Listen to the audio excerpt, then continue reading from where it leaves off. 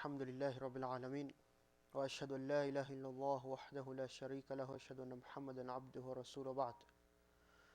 اللهم صل على محمد وعلى آل محمد بارك على محمد وعلى آل محمد كما صليت باركت على إبراهيم وآل إبراهيم إنك حميد مجيد. We are continuing on the book of Nikah, book of marriage, Kitab al-Nikah.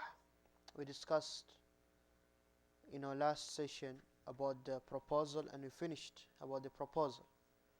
Now we go to the actual marriage,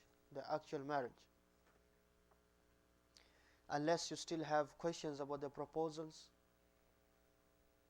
you can ask right now. If you have questions about proposal, you can ask anything to do with the proposal. If you have any questions, you can ask before we proceed.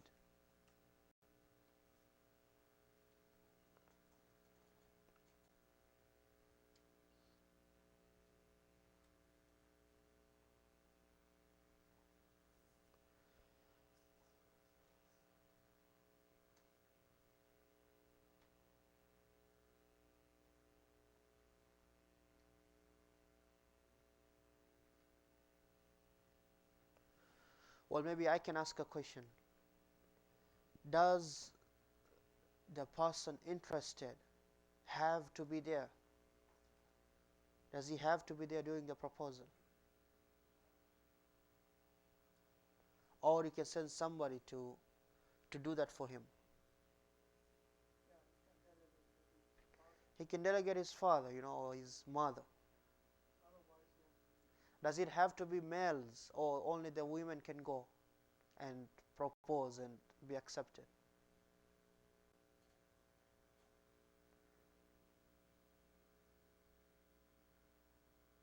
No? What do you think? It doesn't have to be. It doesn't have to be. As long as you know whatever is going on, whatever is happening, it's by your consent, then whoever goes is fine. Even if it's just the two moms who meet, just the women, it's okay. It's okay. Yes.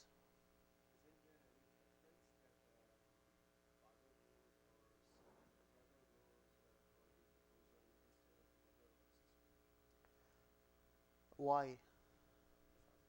No, there's nothing. Is there a preference? Well, it depends on the culture. You can say it depends on the culture.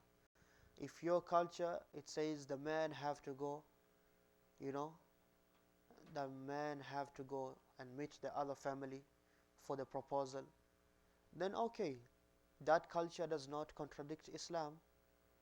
You should abide to that culture, because you'll look more respectable.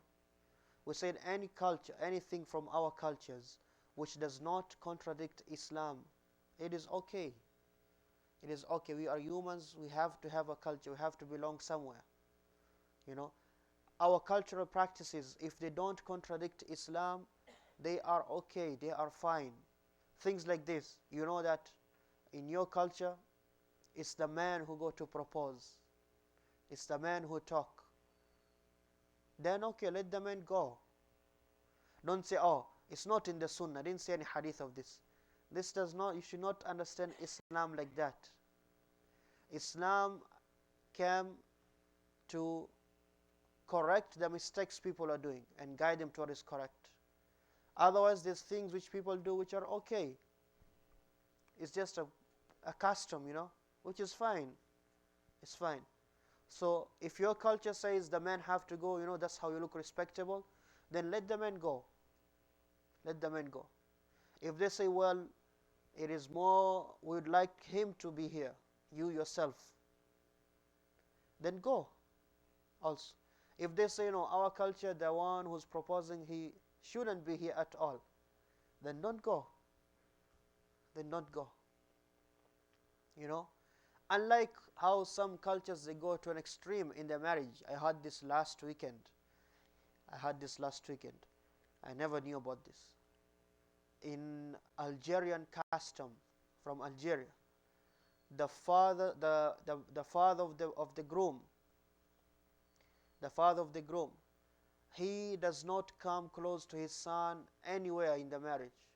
Like even during the actual marriage, he's not supposed to sit close to him.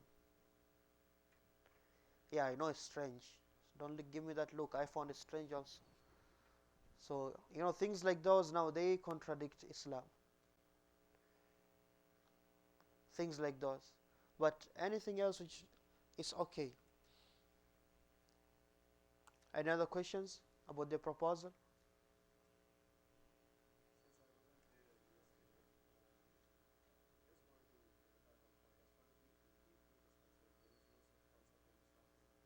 What do you mean by engagement?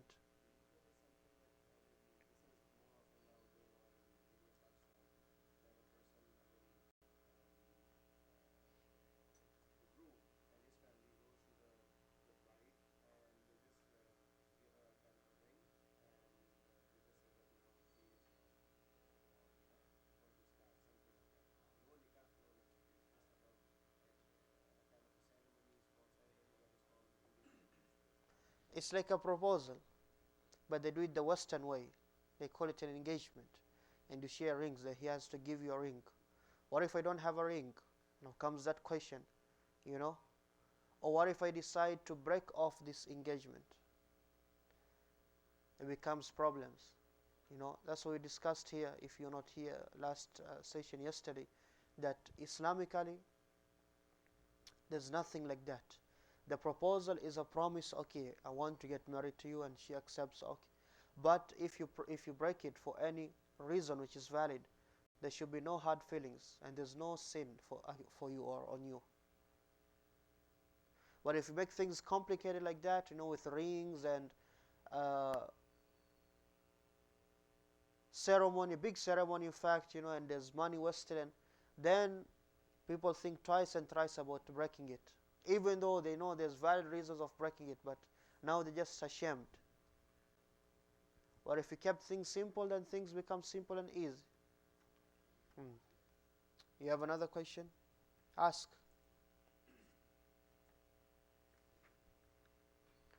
Anybody else has a question on the proposal?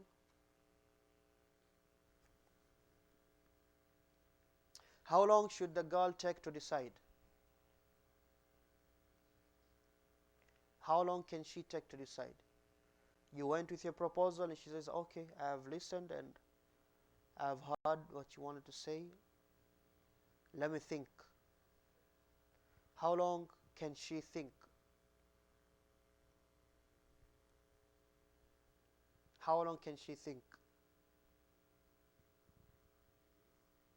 3 days? Wow, you're fast. 3 days? Yeah, of course, up to our discretion, but like, what do you think is proper, for everybody involved? Well, I'd love the 3 days. 3 days, and then you move on. Either you are accepted or rejected. But 3 days is kind of, aren't you rushing a bit?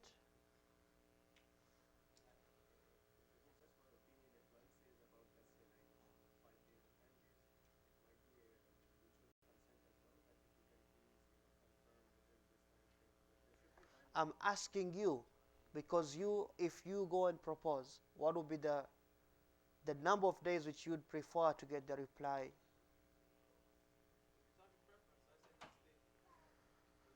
You're saying next day, okay. Realistically, of course, we have to be realistic in everything we say, because we are real, we exist. A month, maximum, you say. Maximum a month. Okay, a week. Akhi, I had yours is 3 days. What about you? A week to 10 days. Sheikh?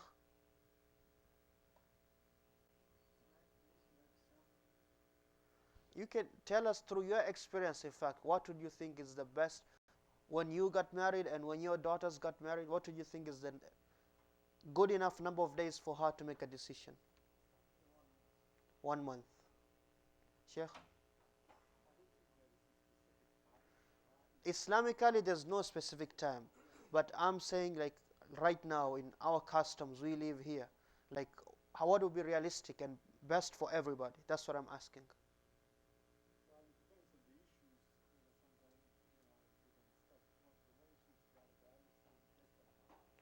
A month should be maximum, you say. Less than a month. Guys?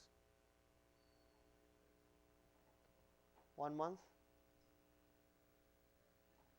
Few weeks? 2 to 4 weeks? I didn't hear you.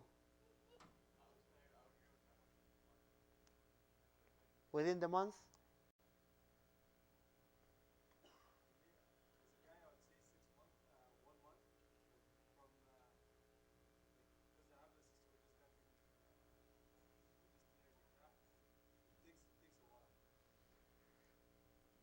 Takes a while to make the decision to say yes.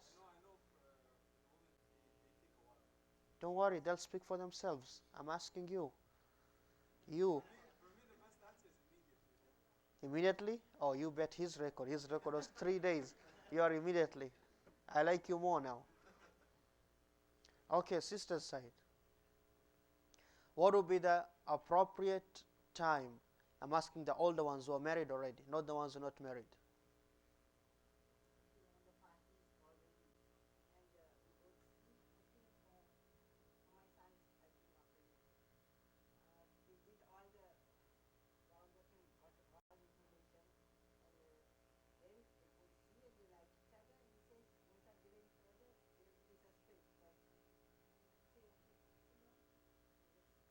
Right away.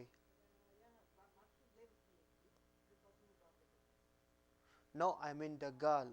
When she was told that okay, this person came to propose. Yes. Well, how much time did they take to call back? That's what I'm asking. Okay, they were waiting to say yes. Okay.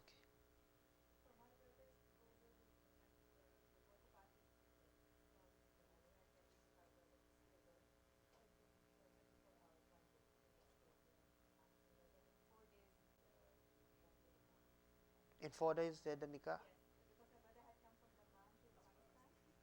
It's not fast. That's how it's supposed to be.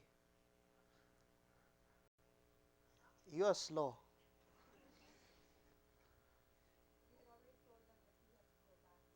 Okay. Anybody else wants to add something? Well, looks like the maximum is a month. Somebody can wait is a month, according to your most of you, and you know, a month is enough for her to make a decision. Okay, I'm not saying anything. So, but the faster, the better. Not 1 day. I wouldn't say 1 day. She has to take at least a few days, if not a week or 2 or 3, because it has to be a decision made through sound judgment.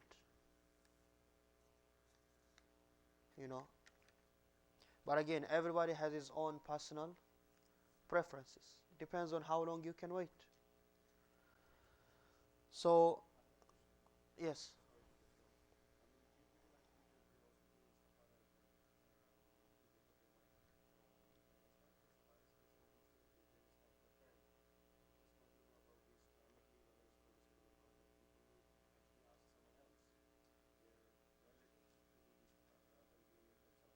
We discussed all this last night.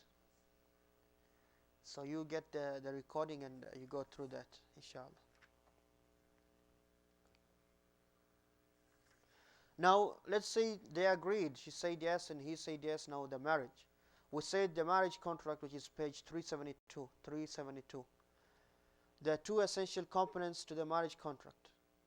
One, the offer and the acceptance. The offer and the acceptance. In addition, there are some conditions that must be met in order for the contract to be sound. There has to be some conditions for Islamic nikah, Islamic marriage to be accepted and to be sound. These are the following. We will discuss them after this short break, inshallah.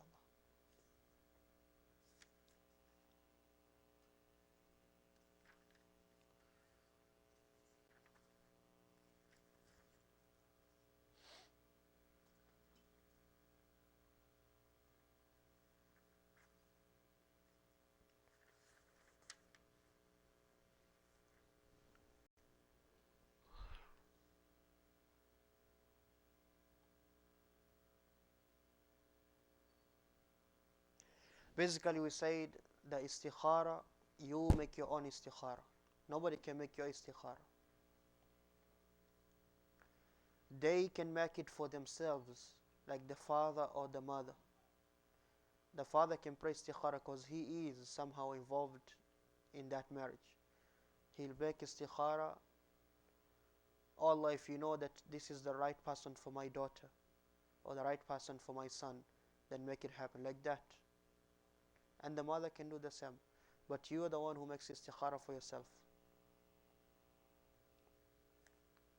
And istikhara is only done once. Unless there is a need, you do it twice or thrice.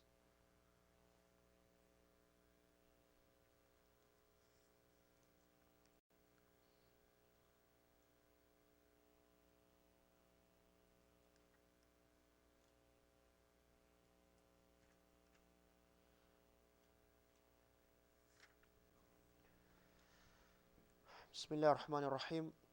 So he says, in addition, there's some conditions that must be met in order for the contract to be sound and to be acceptable. Sound meaning acceptable. These are the following. Number one, the permission of the guardian. And we touched on this. The permission of the guardian. No nikah Islamically is sound and acceptable and valid without the permission of the guardian. And who's the guardian? Some of you got confused last time. The guardian of a woman in marriage. First is who? The father. If he is not there or he cannot be the wali for some reason, it goes to who? The grandfather, paternal grandfather, the father of the father. If he cannot be there for some reason or any excuse, it goes to who? The son of the woman. If she has an old son. If the son is not there, it goes to who? It goes to the full brother. The full brother has to be the full brother, not step brother, not half brother. If he is not there,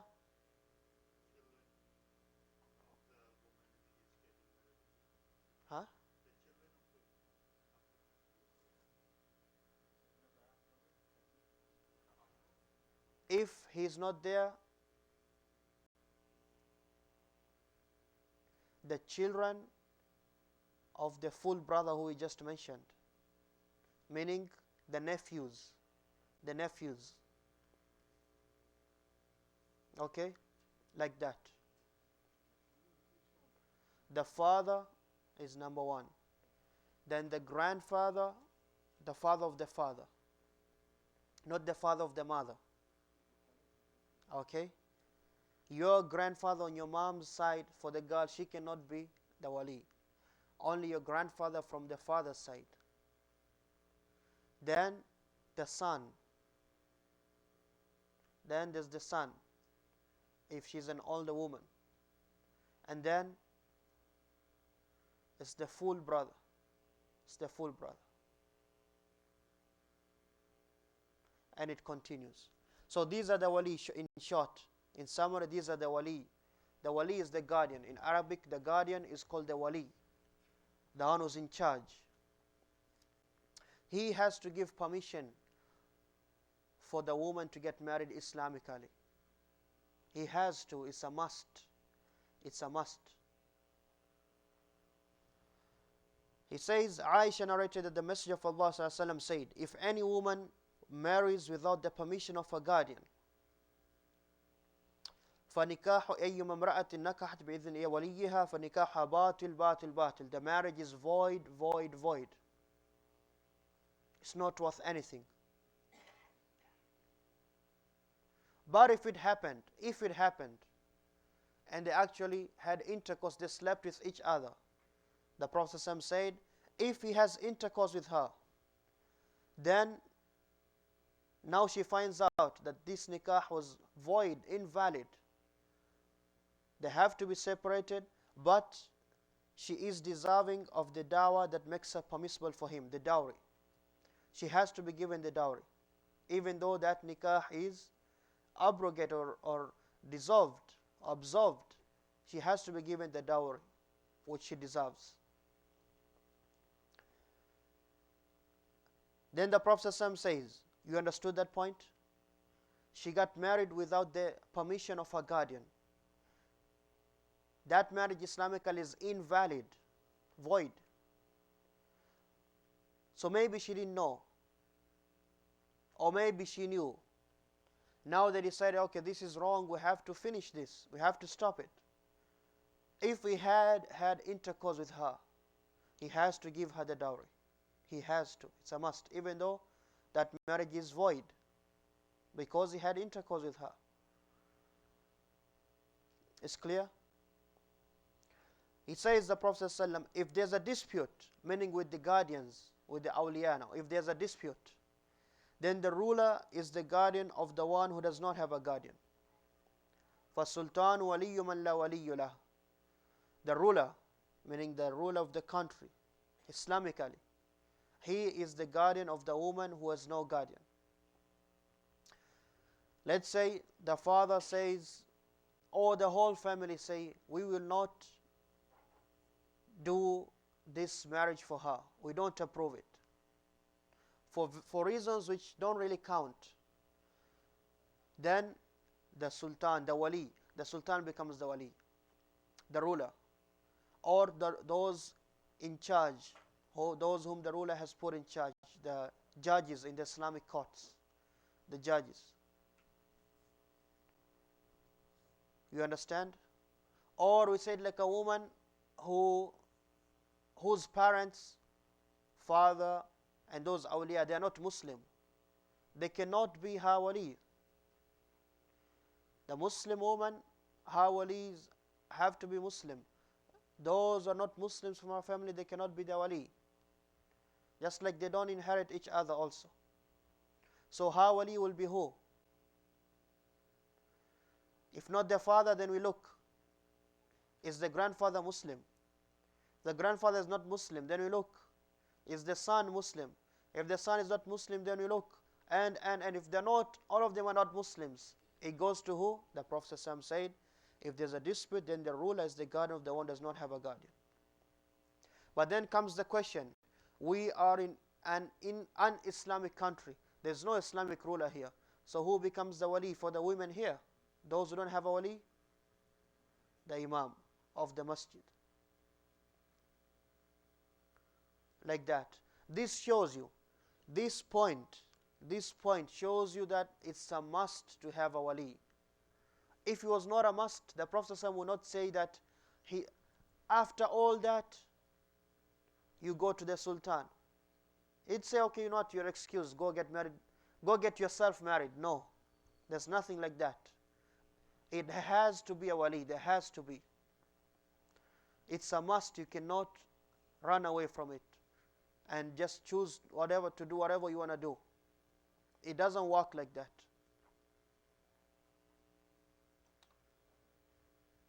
It doesn't work like that. Another proof is what is in Surah Al-Baqarah, ayah 232, if I'm not wrong. Allah subhanahu wa ta'ala says, وَلَا تَعْضُلُوهُنَّ أَن يَنْكِحْنَ أَزْوَاجَهُنَّ إِذَا تَرَاضَوْا بَيْنَهُمْ. Allah, when He speaks about the woman who got divorced, we discussed about the woman who got divorced yesterday. In the revocable divorce, where the husband can take her back. But let's say he did not take her back, until the divorce finished. Until the divorce finished. But until the iddah finished, now she became a strange woman to him. He cannot just say, I take you back and he's his wife. No, now he has to do what? He has to go and propose again. And they have to do the nikah again and a new dowry and everything. So Allah says in this ayah, if the two of them agree and say, okay, we'll get married again. Allah was talking to the awliya in this ayah, the guardians. Do not stop your daughters or your sisters to get married to their ex-husbands if they have agreed to do that. Because this actually happened during the time of the Sahaba. It actually happened. The hadith of Ma'qal ibn Yasar, he said, I had a sister who I was the wali, and one of my cousins came to propose to her, so I got her married. After some time they had a fight and divorce. And after divorce, she waited her iddah and he did not take her back until she became a free woman who can get married again.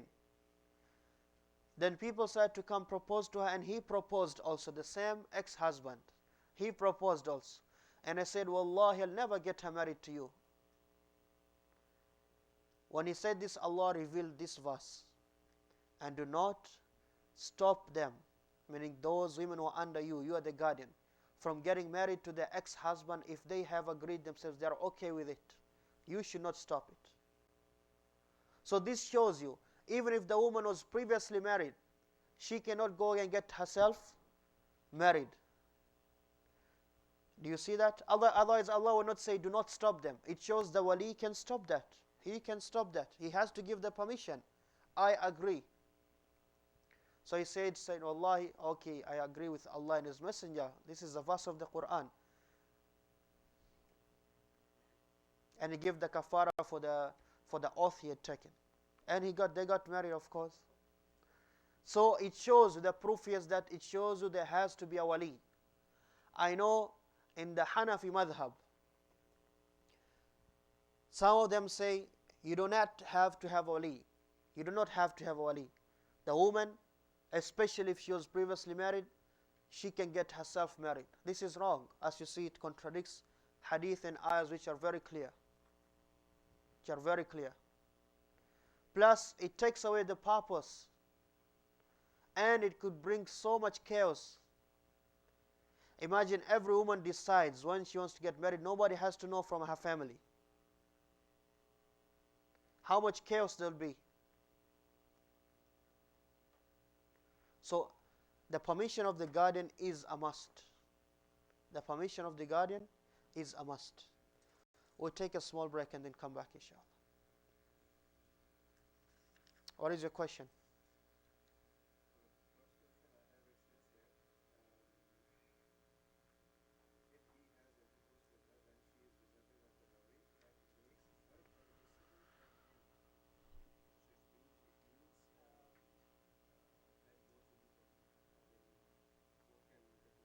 No. A woman does not become permissible to you unless you do the nikah and you give the dowry. That's what it means, right or wrong? So because you have made her permissible for you and you slept with her, then you have to give her the mahr, the dowry, even though now this nikah is invalid. We're going to stop it today because there was no guardian. Even though we're stopping it, because you actually slept with her like your wife, she deserves that no matter what. So it actually means if they did not have intercourse, they agreed to get married without the wali knowing, but they never had any contact, in fact, does he have to give her the dowry? No, he doesn't. He doesn't. You get it? He doesn't.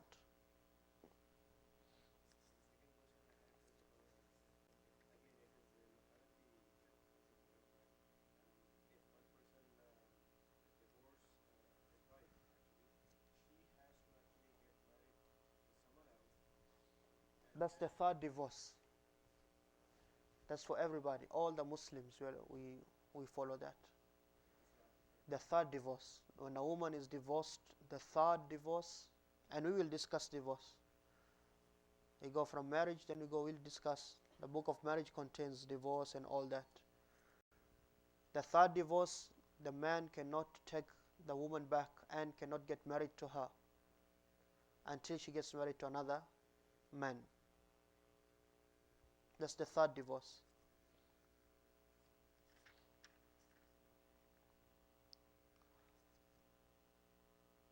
And we say it because some people might misunderstand me.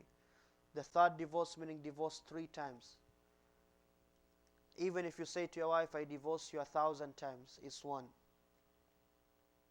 It's one. Even if you say it actually 1,000 times, I divorce you, divorce you, divorce you, divorce you, and she goes and cook and you come back, you're still saying, I divorce you, divorce you, divorce you. It's just one. Save your breath. It's one. After you take her back, she finished the iddah maybe, then if you divorce, it's another one. Then after that is third one, that's the third one. When you say third one, that's what we mean. Some people have a wrong idea when they say, oh, if you say I divorce you, I divorce you, I divorce you 3 times, it means now she's haram on me completely and she has to go get married. No. Umar AbdulAziz applied that during his time because he saw people are misusing divorce. People are misusing divorce. But the rule which we follow is that it's only one. It's only one. And that's what the Hanafi madhab says actually. In the Hanafi madhab, it's supposed to be one only.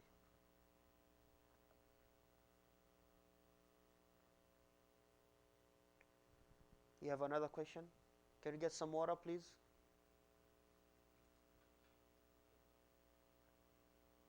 Any questions this side?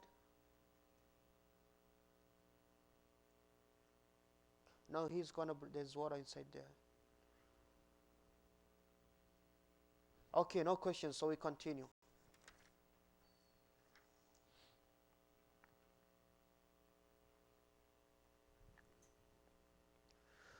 So we were discussing the guardian. The permission of the guardian is a must, who Islamically or in Arabic called the wali.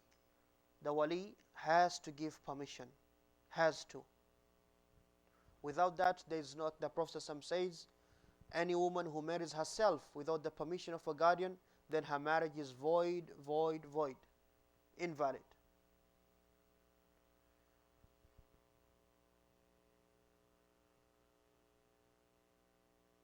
Now comes the question. In the actual marriage, does the wali have to be there? Like we say here, the permission of the guardian. It has to be, he has to give permission. But does he have to be there? No, not necessarily. He can give permission by phone. He's somewhere in Afghanistan. You can just call him. The family, the wife, the mother of the daughter who's going to get married, she'll call his wife, her wife, her husband. She'll call her husband and say, okay, somebody came to propose and is like this and that and that. You know the whole story. And he can say by phone, okay, I agree, I give permission. That's enough. That's enough. And he has to appoint somebody. He can say, okay, then during the marriage my brother would be the guardian, the wali. He can do that. Or he can say, my father, if he's still alive, the grandfather, he'll be the wali because I'm not there. Or he can say, well, let the sheikh be the wali. The sheikh will act on my behalf. I give permission. That's fine. That's fine. But if it's going to happen like that, somebody else is going to do it, then that somebody else, like the sheikh, the imam who does the nikah, he has to get direct contact with him. He has to hear from him, I give permission. Because these days you don't believe anybody. I'm serious, you don't believe anybody. 2 people can just walk into your office there and say, oh, we want to get married. Where is your father, sister? Oh, he gave permission already. Me, I don't trust you. Because otherwise your father would be here. You're getting married and your father does not even care to come here? There's something wrong with you and your family. Yes? You're getting married. You're not going to the store to buy, I don't know, candy or something. You are getting married. Your father has to be here. You know, just boy and girl, and they come in the office or want to get married. We agreed already, and you have the dowry, and where's the guardian? Oh, he agreed. I have to hear it from him. I have to hear it. Because people like to play around with Islam these days. They'll justify anything they do. So this is very, very important. Otherwise, if it's the family who's doing it, the family is doing it, it's okay. And we said yesterday, you don't need the sheikh to do the nikah. You don't need the sheikh to do a nikah. In fact, it's the wali who's supposed to do it. See, when we said there in the beginning, there are two essential components to the marriage contract: the offer and the acceptance. Together with the conditions, the actual nikah is very simple in Islam. It's just like we said, 3 minutes. The guardian who's the father, he says to the groom-to-be, I give you my daughter so and so in marriage. Do you accept? When he says, yes, I accept, that's it. They are married. You don't need the sheikh. That's how it is Islamically. See, so the father can do it himself. Or if he's not, now we're talking about if he's not there, he says to his brother, okay, you do it on my behalf. You are my wakil. So the brother, because he has direct consent from the guardian, he does it. But because the sheikh is someone who's not related and he didn't hear it from the father, now he has to contact the father and say, yes, did you give permission? You get it? That's how it is. Now the conditions of the guardian. Can just anybody be a guardian? Well, number one, you know, the first condition, he has to be a Muslim. He has to be a Muslim. The non-Muslim cannot be a guardian for the Muslim woman. Even if it's her own biological father, he cannot be her guardian because he is non-Muslim. Second condition, he has to be somebody matured. Like if there's no father, there's no grandfather. Who's next, we said? The son. If the son is 9 years old, can he be the wali? Or 8 years old, or 10 or 11? No. Has to be somebody matured who knows what he's doing. Okay? And third condition, somebody responsible. This is very, very important. Somebody responsible. Even if it's the father. But we know the father is irresponsible. He's somebody who doesn't really care about the daughter. See, the purpose of the wali being there is that the wali is somebody who cares for that girl. He has to look at what is good for that girl. He has to take care of her. He has to look at who is she getting married to. That's why he has to give his consent. He has to look at all the factors. This guy, the right guy for my daughter. That's the purpose of the wali. So it has to be somebody responsible. But if you know it's somebody who's irresponsible, he does not really care. In fact, he's looking for somebody who will bring him the most amount of money. Anybody who comes with the most amount of money, he's the one who's going to give him in marriage. That is not somebody who's supposed to be a wali. Or is somebody who 20 hours of the day he is drunk. He cannot make proper decisions. He cannot be a wali. Somebody, let's say, who has mental, psychological issues and cannot make proper decisions. He cannot be a wali. You get it? Somebody who's matured and responsible. He takes care really of that girl. He really wants to do good for the girl. He is choosing exactly what is good for her. And when we say mature and responsible, obviously, somebody who is practicing, a good Muslim. A good Muslim. But this should not be misunderstood. Like we say, well, What if he shaves his beard? That is not a good Muslim man. So does it mean he cannot be a wali? No, we don't say that. If we say that, then 90% of the women won't get married because their fathers shave their beards. That's the truth. Or somebody who prays in the masjid 5 times a day or 4 times a day. If we say that, 90% of the women won't get married because those walis, we're just disqualifying them. Yes? You get it? He has to be a Muslim. If it's an average Muslim, alhamdulillah. But the point of him being responsible, that's the most important. Of course, he has to be Muslim, but a responsible Muslim. So it's very important. Not somebody will just sell off his daughter for whatever. That is not a wali. In that case, he is irresponsible, he does not qualify. It moves to the next person, the grandfather. If the grandfather is too old, he does not even know what is going on, he cannot be the wali. Because he's too old, he doesn't even know what's going on. He doesn't know it's Tuesday or Friday. He doesn't know it's Maghrib or Isha. He cannot be the wali. So it moves on like that. So you have to have these conditions. So this is very important. The permission of the guardian. The permission of the guardian. Now what if the guardian, he refuses to get married, to get the daughter married, because of an invalid reason, unacceptable reason Islamically. Islamically, this is not a reason to say no.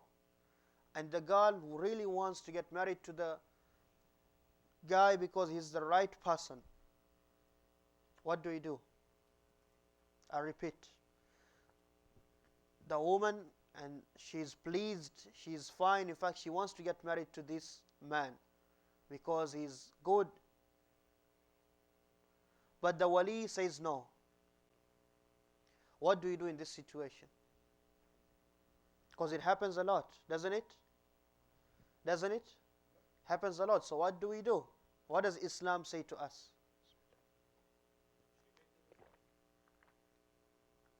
She made the decision. She says, I want to get married. But the wali says no.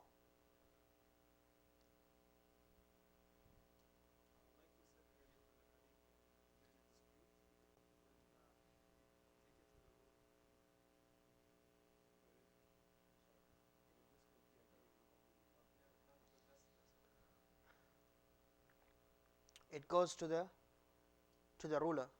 Like the Prophet said, if there's a dispute, then the ruler is the guardian of the one who does not have a guardian, which in Islamic countries called the Islamic court. You go to the court, and the judge, Muslim judge, he looks at the matter and decides. Yes. Yeah.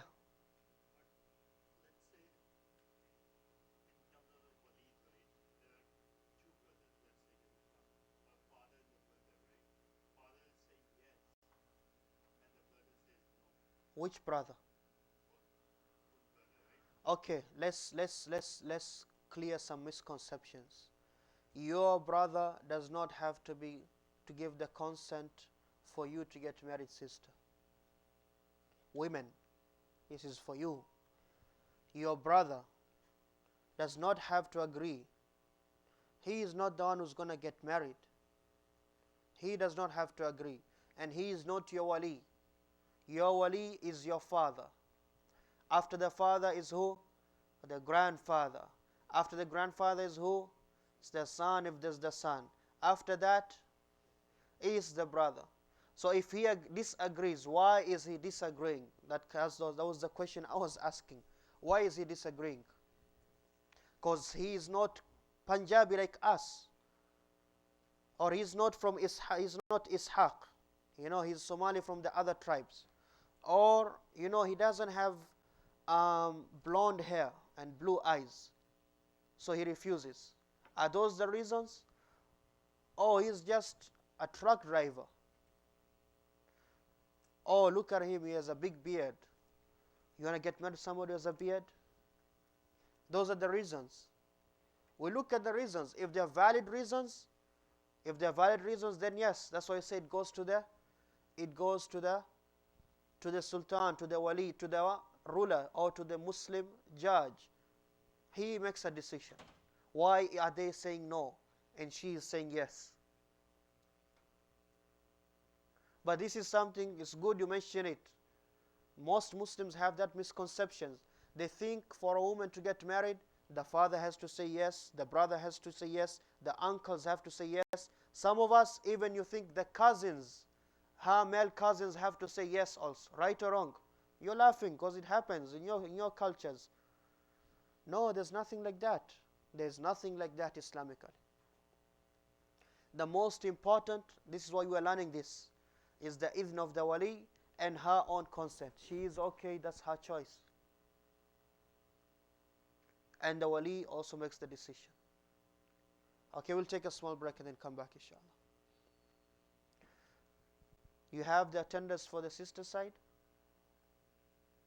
Who's doing the attendance here? Well, let's do it. Yes. You had a question? No? Yes, Akh.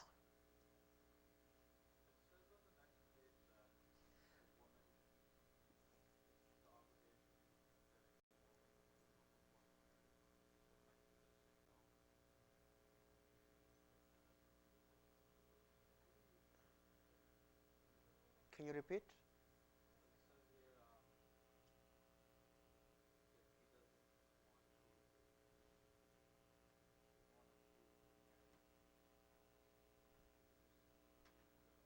We are saying she is approving, she wants to get married. But the guardian says no. The wali says no. The father says no.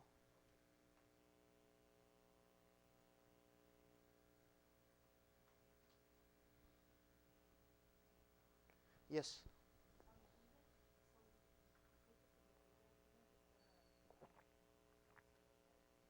Even if it's going to bring tension and bad feelings in the family, yes. If she really thinks that this is the right guy and she doesn't want the opportunity to go, then yes, she should do that.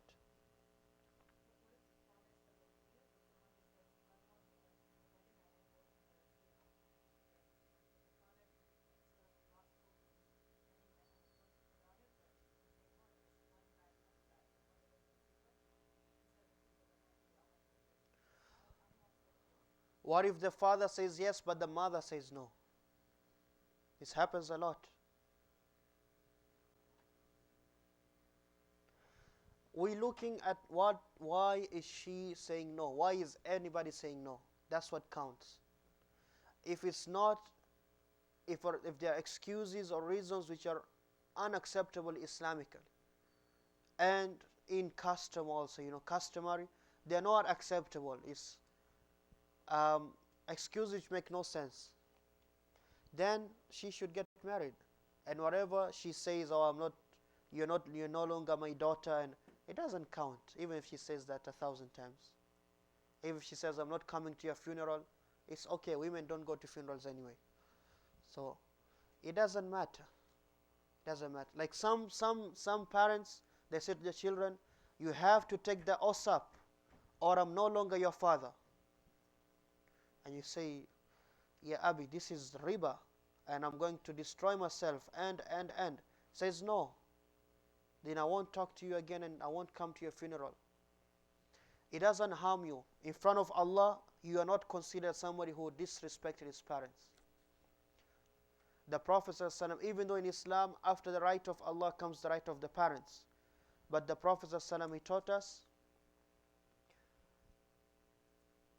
لا طاعة لمخلوق في معصية الخالق. There is no obedience to the creation while disobeying the Creator. In that case, your parents do not have any case against you in front of Allah. Yes, they'll get mad at you in this world and all that, but you are not doing anything wrong. You are not doing anything wrong.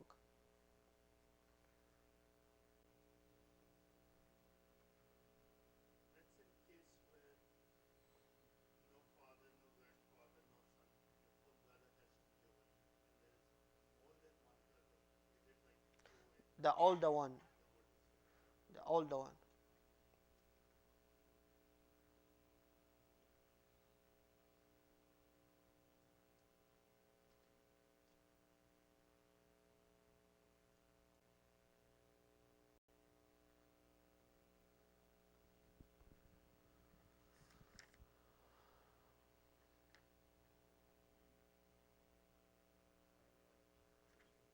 Yeah, ask.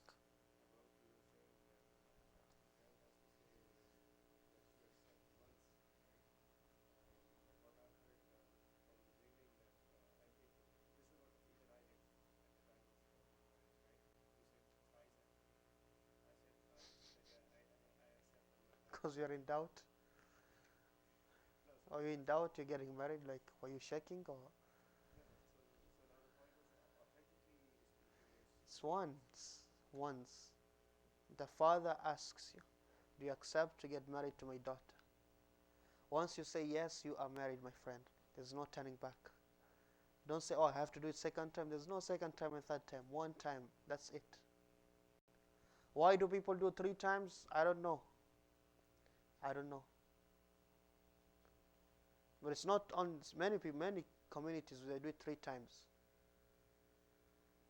And they make the person nervous, and the groom becomes nervous. Like, do you really accept to get married to?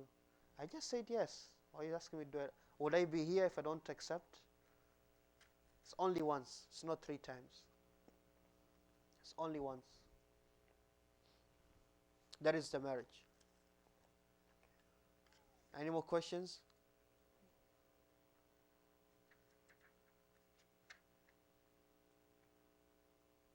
This is your time to ask questions.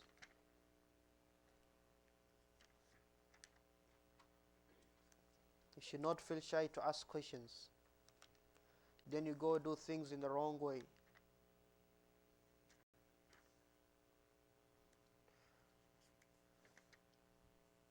Ask.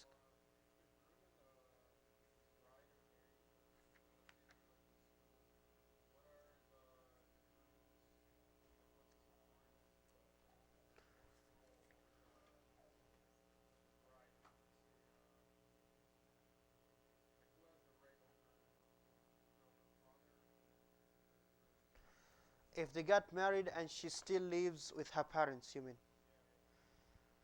Who has the authority over the girl? Well, you have authority because you're the husband, but she also is still under her family, so her father still has a say on her, just as you have. And it shouldn't be a problem. It shouldn't be a problem. Especially since they decided to get you guys married, it shouldn't be a problem. But once you actually leave, she lives under you, then you have full authority. You have full authority. When a woman is married and the husband says, don't leave the house today, even if her father calls and says, leave the house, she's not supposed to leave the house. That's how it is Islamically. That's how it is. She has to ask her husband's permission. And we'll discuss that in the rights of the husband and the rights of the wife. Yes.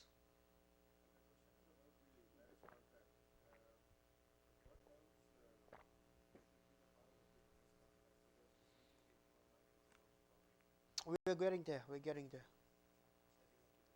Everything we are discussing now, the conditions for the marriage.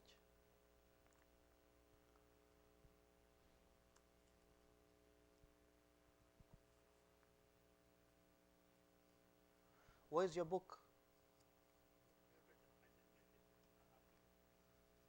No, you have the book. You are using it last year.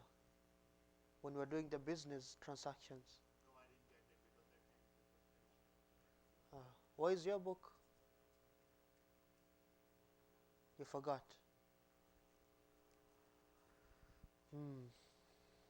Okay. Okay, let's continue. Any more questions, sisters? Yes.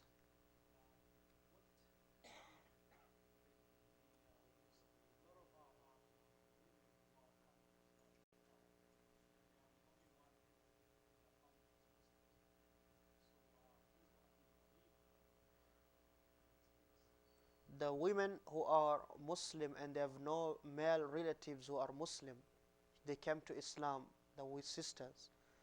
Her wali, like we said, is the Imam. Islamic countries is in the Islamic courts.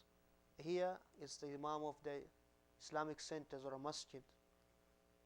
That becomes her wali. He becomes her wali. Like this hadith says. If there's a dispute, then the ruler is the guardian of the one who does not have a guardian.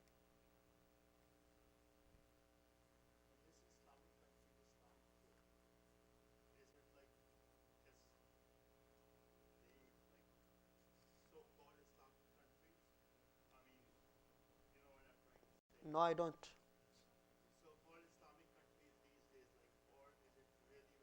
Are they kafir countries? Are they either Islamic or kafir? They cannot be in between, can they? So I'd say they're Islamic. Pakistan is an Islamic country for me. So is Bangladesh, so is Saudi Arabia and Kuwait and Emirates and the rest. Mm.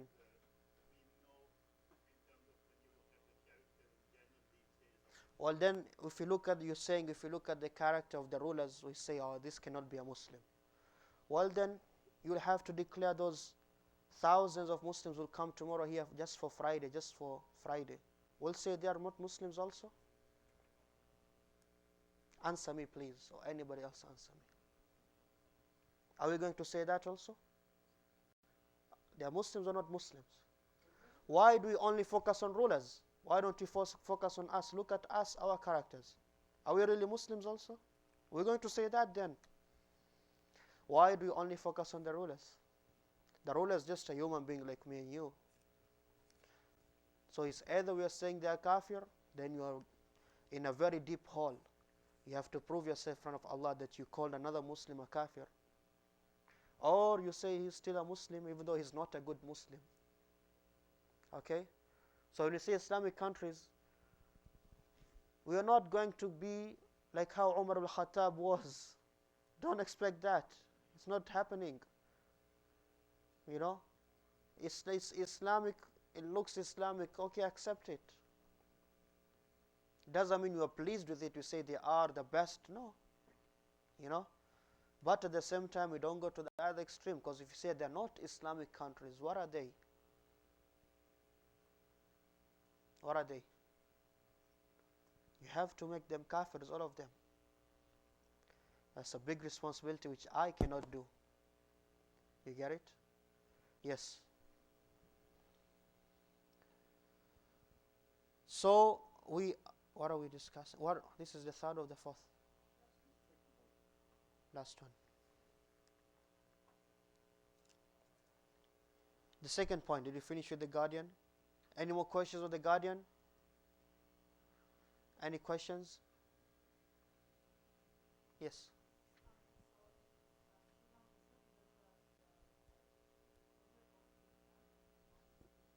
Yes. Yes. If she does not have the wali, the imam becomes the wali. So the guy, he proposes to who? He proposes, goes to the imam. You know? Obviously, maybe they talked before and she says, you know what, my parents are not Muslims, so you have to go. The imam will act as my guardian. So he goes to him. And he will play the part of the guardian. And has to ask him necessary questions as if she was his daughter. You know, when somebody comes to get married to your daughter, You better have a long list of questions you want to ask this guy. Not just anybody shows up at your door and say, okay, tomorrow's the wedding. No. Think.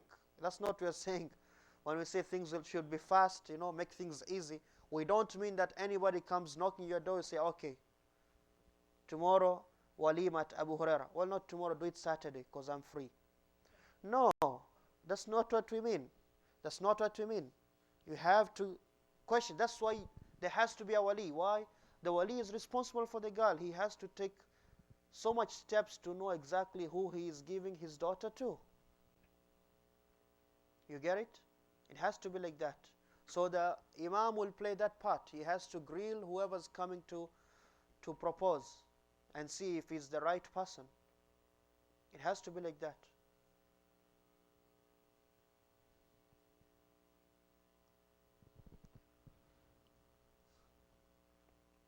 Any more questions?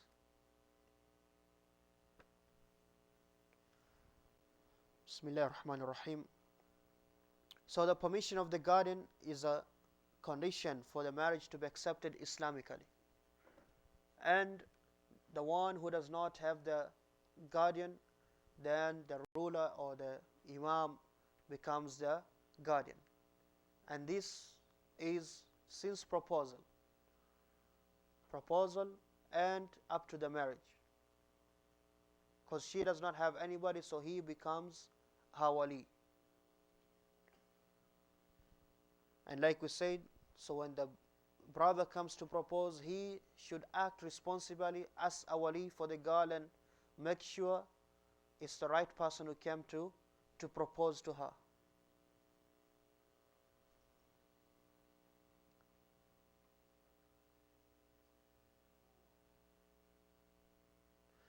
Now comes another question. What if the first wali, he gave an advice, or he wrote a will, that if I pass away, then my friend so and so will be the wali for my daughter. He says, if I pass away, my good friend so and so will be the wali for my daughter. And he actually passed away, and somebody came to propose to this girl. Who is going to be the wali? The grandfather who's supposed to be next, or the good friend so and so? Good friend? Grandfather? Why and why?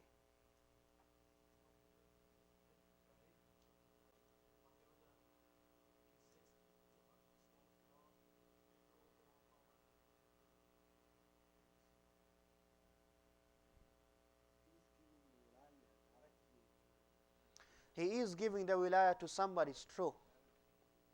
He is giving the wilayah to somebody. But that is only during his life. What they said is true. During his life, he can do that.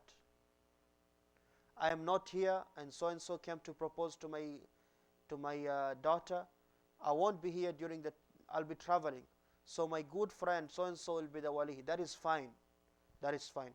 But after he dies, and there are people who are supposed to be next in line, the grandfather and let's say the son and the brother, it cannot go to so and so. It goes directly to the people who are supposed to be there. Okay? That's how it is. And those people who have mentioned, by the way, it goes in, that's an order. That's an order. You don't pick and choose. You don't pick and choose. No, I think my wali will be my brother. Because you know your brother likes the guy you just dating right now. You're going on a date, so your brother is cool with him. So he's going to say yes tomorrow. So you say, well, my brother said yes, and your father has no idea. Miskin, your father thinks you're going to school or college. You're actually married. 6 months you come home, you're pregnant. What happened? He wants to kill you. Says, no, we got married. And he gave the permission. It has happened. I'm not making up stories. Well, the story I'm making up, but it happens. You don't choose who's your wali. Islam has set laws. These are the laws. So it's the father. If not, the father is not there, or if he's irresponsible, then it goes to the grandfather. If he cannot be there, or he's irresponsible, or he cannot make the decisions for whatever reason, he goes and like that. That's how it is. Nobody is to be jumped if there's somebody who is supposed to be before him. Okay? It's very, very important. It's very important.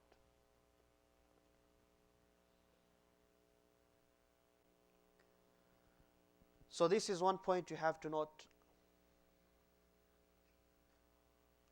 Now second thing.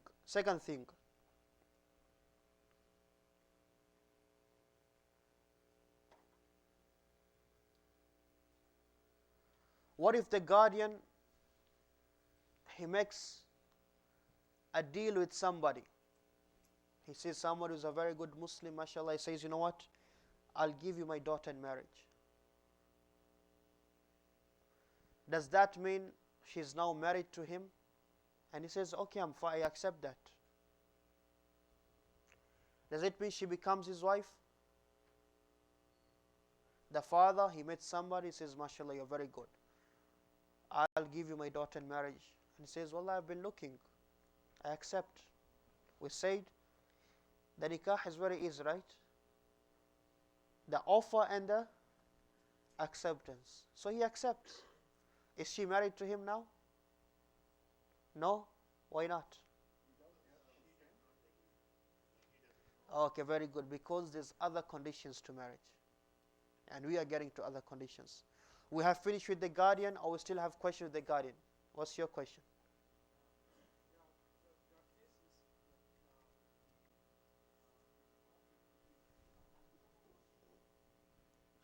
They're not even married, Hamza. Now they're having a conflict? We are moving step by step. Yes.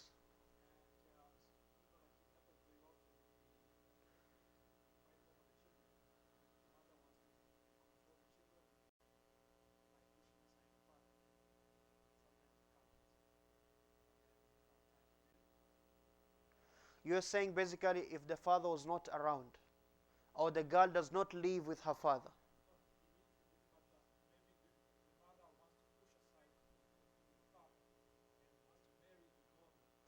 The woman cannot be a wali. The mother can never be a wali. She can never be a wali. If the woman cannot marry herself, as you see, any woman who marries herself, her nikah is valid, invalid. If she cannot be her own wali, can she be somebody's wali? Can she? Obviously not. So even if, that's a very good question, but it happens a lot, it's true. If they're separated, the girl does not live with her father, she lives with her mother, do they still have to ask that father's permission? Yes, he is still the father, like we said yesterday.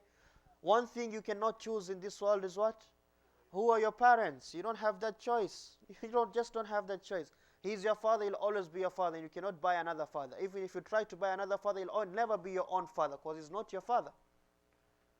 Your father is just one father. So you just talk to him. He has to give the approval. He has to give the approval. And I've seen many people, alhamdulillah, they do that. Even if they're separated, the woman is separated from the husband, now the daughter wants to get married, they still have good understanding, and she talks to him and says, okay, somebody came to propose to our daughter, so he acts as the wali. He acts as the wali. And this will bring us to divorce. Muslims, when they divorce, they're not fighting. We don't have to fight on a divorce. And even after we divorce, it doesn't have to be enmity until we die. It doesn't have to be. It doesn't have to be like that. So the next condition for a valid marriage in Islam, the next condition, number 2, the presence of witnesses. The presence of witnesses. We are talking, don't forget, about the actual marriage now. We have finished proposal. They agreed. The actual marriage, the one we said, the guardian, he offers and he accepts. it has to have these conditions also though. The first condition is the guardian who's offering has to have given his consent. He cannot be forced. If it's under compulsion, somebody is forcing him, he has not given his permission. He has given his permission now. There are other conditions. One of those other conditions for a valid marriage, the presence of two witnesses at least. Aisha narrated that the Messenger of Allah ﷺ said, لا نكاحا إلا بولي وشاهدان. There is no marriage except with a guardian and two just witnesses or reputable witnesses, as you have it there. There is no nikah without a wali, without a guardian, and two, they use the word reputable there, which I'm sure most of us don't understand it completely, and you can misunderstand it, to be honest. Two just witnesses, shahidani adlan, two just witnesses, meaning proper Muslims, Muslims who are trustworthy. So you cannot get two drunkards to be your witnesses in your nikah. You cannot get two people who don't pray at all. They cannot be witnesses. Neither can they be the wali. If they don't pray at all, they cannot be a wali. They have to be in the witnesses two proper, good Muslims who are trustworthy. Because next time when there's problems, when people want their witness, they will be truthful. They will be truthful. They cannot be non-Muslims, the witnesses. They cannot be non-Muslims. There has to be witnesses. These are the conditions. How many? At least two. At least. If you have 100, that's better. Yes, if you do your nikah in front of everybody, let's say in a community hall or in a masjid, there's 200 witnesses, then they are all witnesses. The list is two. The list is two. The list is two. So there cannot be no nikah without witnesses, because it defeats the purpose of nikah. It defeats the purpose of the nikah. In Islam, the nikah, the marriage has to be announced.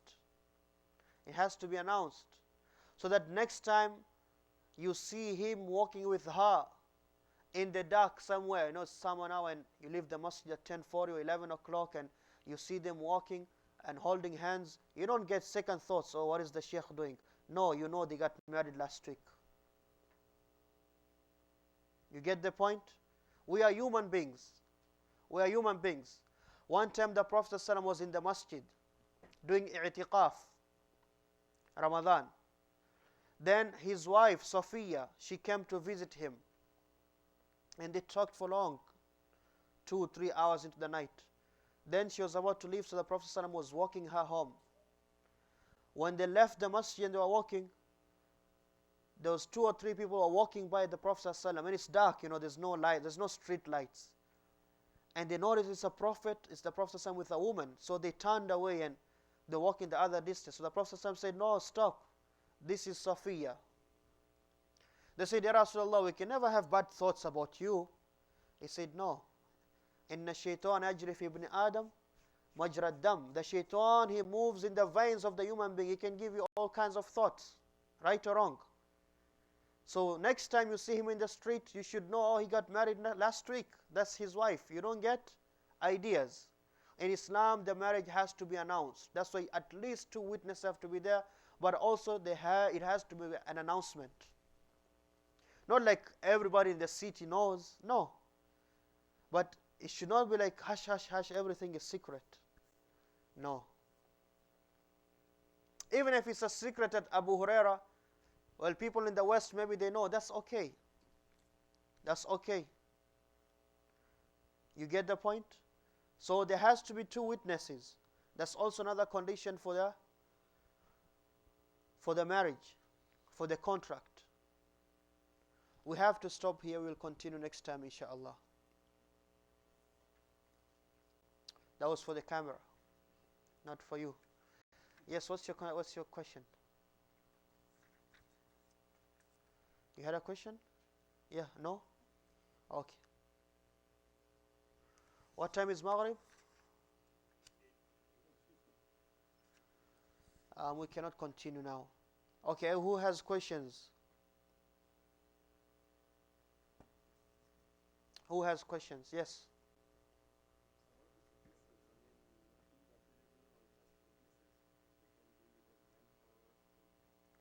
No. They have to be men or two women. Two women take the position of one man. But preferably they have to be. Where did all the men go? Where did all the men go?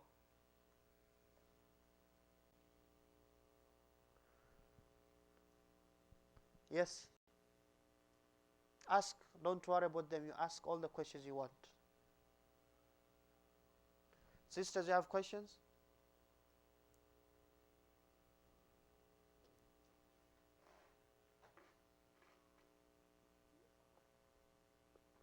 Do the witnesses have to be there, or they can be through the phone?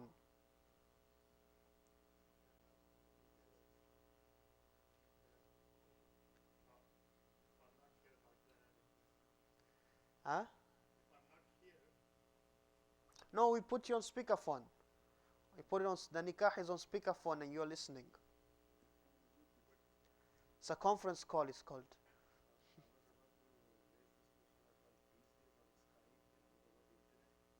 No, I said phone. Next question is Skype. That's next question. You're spoiling it now, see? Well, yes, on Skype, if you can see the people, it's like they're here, right? You know it's them. But on phone, you don't know. Maybe he's calling his own somebody, somebody else who's not even a Muslim. And he says, yes, I'm a witness. Some people do these things. You might wonder who. There's people who do these things. He wants to just justify whatever he's doing. He brings this girl. Where's the guardian? Oh, his father died and his brother is lost and she has no family. And his other brothers in Afghanistan. Okay. Did he give permission? Oh, it's Afghanistan. There is phones in Afghanistan, and you can easily call him. Oh, he said this. He's okay with that. What is the mahr? Oh, we'll discuss that later on. Where the two witnesses? Okay, let me call somebody. He didn't even know these two witnesses. He just called somebody. Can you be a witness? And you don't know who is this person he's talking to, So they have to be there. They have to be there. Or at least you see them. In a case where there's no people, like you cannot find people, like live people, You know what I mean? Live people are walking, you can see them, you can touch them. So that you don't go to the people on the screen, on Skype somewhere. But they have to be there, two witnesses at least. What's your question now? That was your question. The Skype one, yes.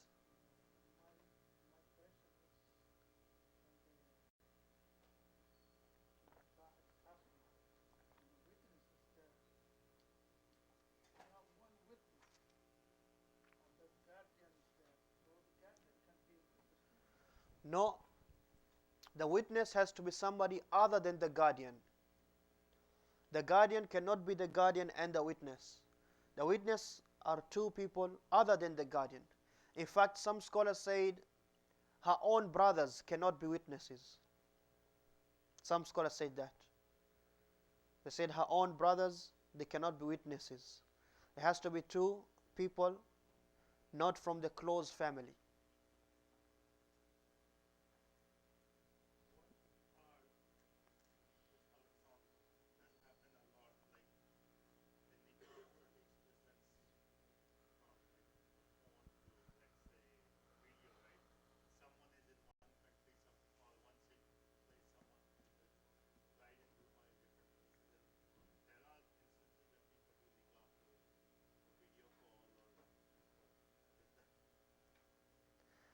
Well, it does happen. It's okay.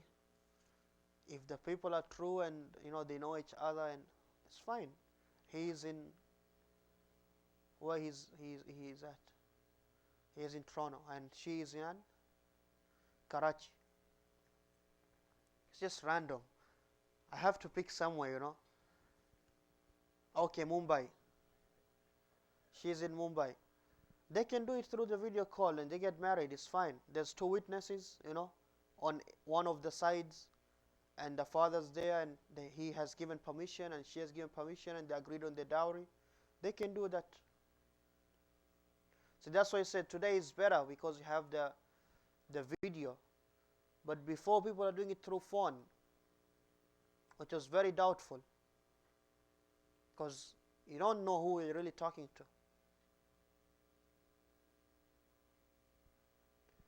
Naam, Sheikh. You have a question? No? Sisters? Strange, today you don't have questions.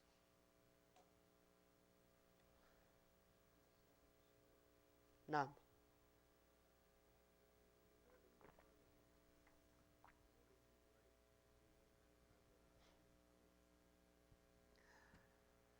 The brothers, they always act like the tough guys in the family. No, she'll not get married until I say so. Who are you? Islamically, you don't have to say anything. Islamically, if the father is there, you don't have a say. Unless if there's a valid reason. You say, oh, you know what, I know this guy. I know this guy very well. He's not whom he seems to be. Maybe you guys meet always somewhere, and Saturday nights you meet somewhere, and you know him. So you say, oh, you know what, he's not the right guy. Then you have a valid reason.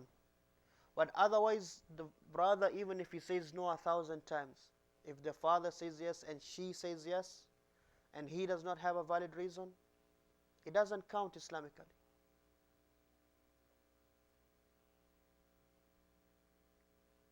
Ask.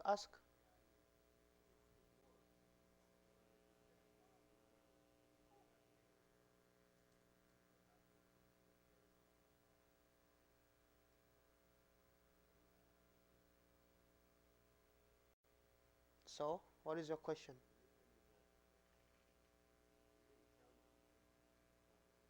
Well, then he is at fault if he knows there's something wrong with this guy, and he just says no, he should not get married to her.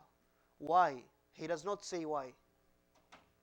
So anybody, and she says yes and the parents say yes, anybody will say, why are you saying no? If you have no reason to say no, you have no reason to say no. But he's hiding reasons. He should not hide. We discussed yesterday in marriage issues, things like those should not be hidden. The Prophet ﷺ, when Fatima bint Qais, she came, what did he say? She said, well, Muawiyah proposed to me and Abu Jahm. The Prophet ﷺ said, as for Muawiyah, he is poor. He has nothing. He has nothing. You're getting married to a really poor guy. And as for Abu Jahm, he does not put his stick down. He beats his women. He didn't hide that. You see that? The Prophet ﷺ did not hide that. Because it's a matter of, like you say, then tomorrow, 2 months, 1 year, 2 years, is divorce. It has to be clear. You know something about him which you think is going to affect the marriage, you have to put it clear. You have to make it clear to everybody. You get it? What's your next question?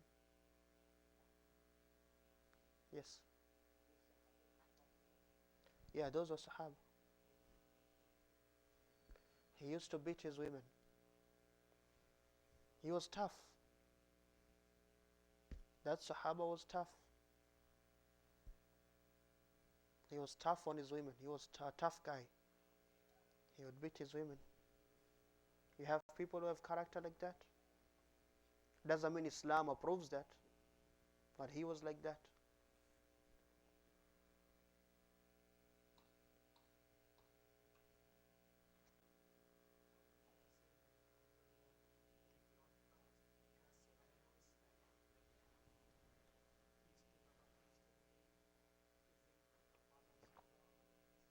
What do you mean feasting? A lot of feasting, akhi.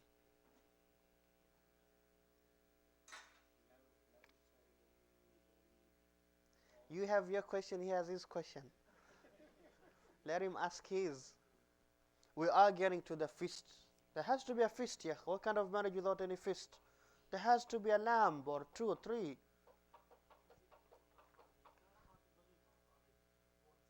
What do you mean nikah or walima? He's not Pakistani.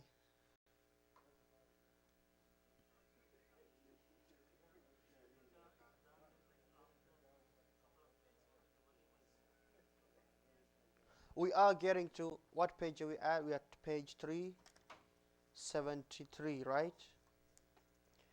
We'll get to page 377, 8. No. Where is it? Huh? Page 382. The obligation of our walima. We'll discuss that.